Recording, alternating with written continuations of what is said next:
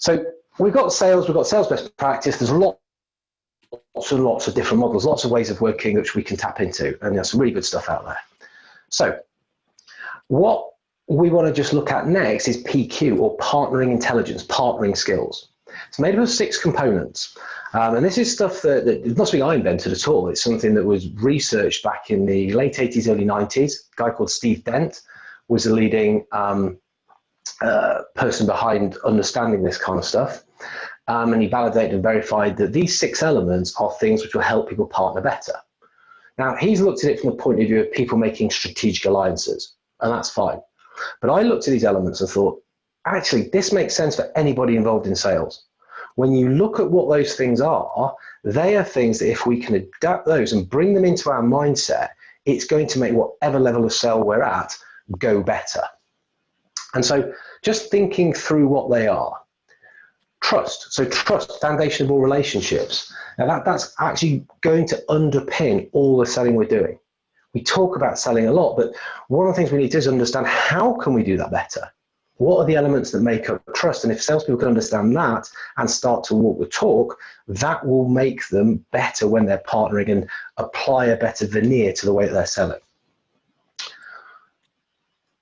Win-win orientation, and we talk about win-win all the time, but what does that actually mean?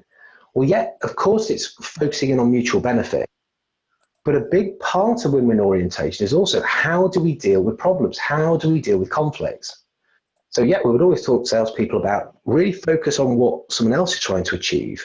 But if there's ever disagreement, how can we deal with that? How can we make sure that we negotiate, we compromise, and we do things in an adult way? That is going to keep the relationship, going, maybe make it stronger.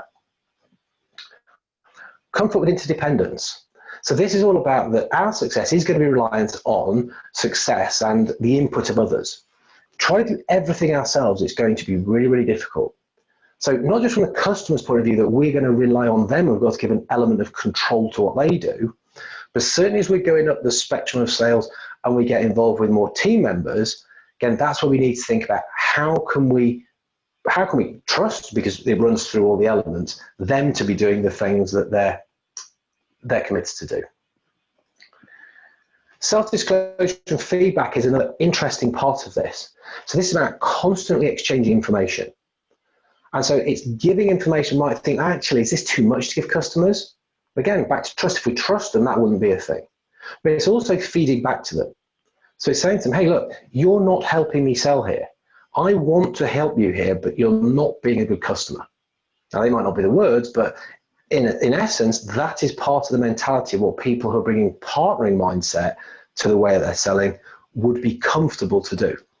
They'd have that honest discussion.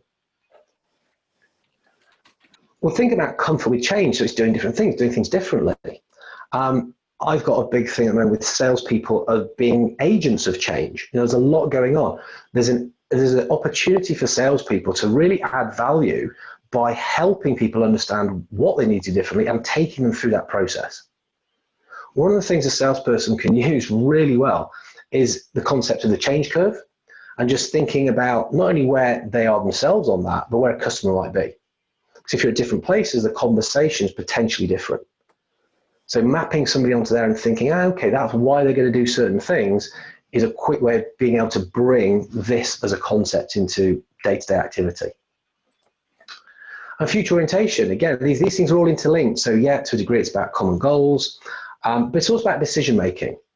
It's not making all decisions based on what's happened in the past. Yes, we look to it, give a good guide, but it's using techniques, it's using tools, it's using thinking that's going to help us really scope forward and make sure that what we're doing is best with the direction that we're taking. So again, there's elements we can bring into each of these different parts.